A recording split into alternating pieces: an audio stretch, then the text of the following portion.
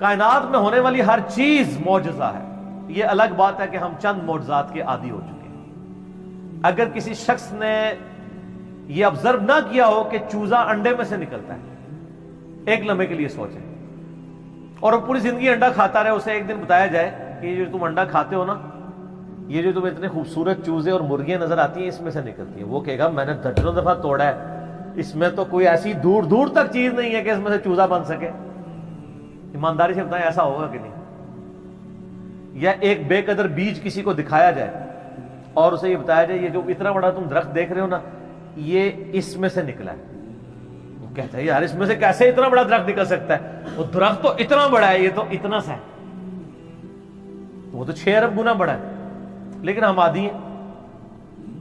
آپ پھولوں کو دیکھیں، اگر پھول کسی کو جس کو یہ نہ پتا ہو یہ زمین کی کالی مٹی میں سے نکلتے ہیں، وہ کبھی بھی نہیں مانے گا کہ مٹی میں تو دور دور تک ایسی کوئی چیز نہیں. فروٹ کو دیکھ لیں، کائنات کی ہر چیز ایک معجزہ ہے. یہ الگ بات ہے کہ ہم چند معجزوں کے عادی ہو چکے ہیں، اس لیے ہمیں وہ چھوٹے لگتے ہیں.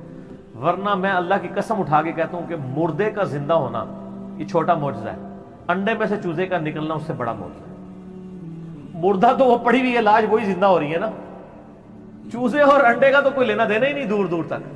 اس میں سے ایک لیسدار مادہ ہے، آپ وہ لیسدار مادہ اس میں سے نکال کے اوپن ایئر کے اندر لے آئیں، پھر آپ اس میں سے ذرا چوزے کی چونچ ہی کوئی ایک بنا کے بتا دیں.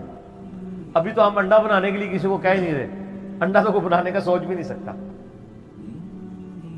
تو یہ جتنے physical phenomena of nature discoveries ہوتی ہیں، اس میں ہمارا ایٹیچیوڈ پرائمری یہ ہونا چاہیے کہ ہم اس کے بعد خدا کی شناخت کریں.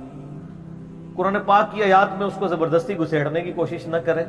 کہیں کچھ بن بھی رہا ہوتا ہے، کہیں نہیں بھی ہو رہا ہوتا. ہم بھی یعنی کوشش کرتے ہیں جو قریب قریب وہ بات کر دیتے ہیں، ادروائز مجھے بھی ساری باتیں پتہ ہیں جو لوگ کرتے ہیں.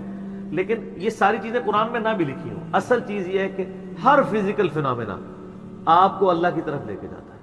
تو یہ بلیک ہول کی ڈسکوری بھی اللہ کی قدرت کی بہت بڑی نشاندہی، کیونکہ جس نے ڈسکور کیا ہے اس نے تو اس کو پیدا نہیں کیا، اس نے صرف جانا ہے. اور اس سے آپ یہ بھی اندازہ لگائیں کہ ہم یعنی کئی چیزیں اس کائنات کے اندر کہ جن کو ابھی ہم صرف ان کو جانتے نہیں، ان کی ڈیٹیلز تو چھوڑ ہی دیں، ہمیں تعارف بھی نہیں. میں نے کئی دفعہ بتایا کہ اس کائنات کے اندر اس وقت 250 بلین گلیکسیز دریافت ہو چکی ہیں، 250 ارب. ان گلیکسیز میں سے ایک گلیکسی ہماری ملکی وے ہے، جس میں 300 ارب سے زیادہ سورج ہیں، جن میں سے ایک سورج یہ ہے، اور یہ سب سے چھوٹا سورج ہے. اس طرح کے 300 ارب سورج ہے، اور 1 ارب اتنا بڑا فگر ہے کہ اگر کوئی شخص 24 گھنٹے گنتی گنتا رہے نا، 25 سے 30 سال چاہیے 1 ارب گنتی گننے کے لیے. 24 گھنٹے اور کوئی کام نہ کریں. آپ 86,400 سیکنڈ، ہر سیکنڈ میں ایک دفعہ بھی گنے تو آپ 1 لاکھ کی بھی گنتی پوری نہیں کر سکتے. اور 25-30 سال تک گنتے رہے تو 1 ارب ہے. تو 300 ارب سورج ادھر ہے، اور اس طرح کی 250 ارب گلیکسیز ہیں. اسی لیے سائنٹسٹ کہتے ہیں کہ سمندر کے ریت کے ذرے جو سمندر کے کنارے پہ ہیں وہ کم ہے، کائنات میں جو سیٹلائٹس ہیں، سٹارز ہیں، وہ اس سے زیادہ ہیں. اتنی بڑی کائنات ہے سر، کوئی امیجن نہیں کر سکتا. اور پھر اس کے اندر جو ہارمنی ہے سر، وہ سب سے بڑی بات ہے. کائنات خالی بنائی نہیں، بنا کے چھوڑ نہیں دی ہے، اتنی بیلنس ہے کہ وہ کسی کے چلائے بغیر چل ہی نہیں سکتی. اتنی بیلنس ہے، آپ کو اندازہ نہیں ہے. پوری گلیکسیز ایک دوسرے میں سے یوں گزر جاتی ہیں اور کوئی سٹار دوسرے سے نہیں ٹکراتا، جس میں اربوں سٹارز ہوں اور وہ گزر جائیں. سر آج تک ہمارے آباء و اجداد میں سے کسی نے سورج کے سورج نہ نکلا ہو، کبھی نہیں ایسا. سن ان لاز کا پابند ہے جو اللہ تعالیٰ نے اس کی ڈیسٹنی میں مقرر کر دی ہیں پچھلے 15 ارب سال سے. ود رسپیکٹ ٹو زمین، ظاہر سورج تو نکلتا یا غروب تو نہیں ہوتا، ود رسپیکٹ ٹو زمین. سورج کا کوئی باپ ہے جو اس کو چلا رہا ہے، 15 ارب سال سے بغیر فیول کے وہ چل رہا ہے.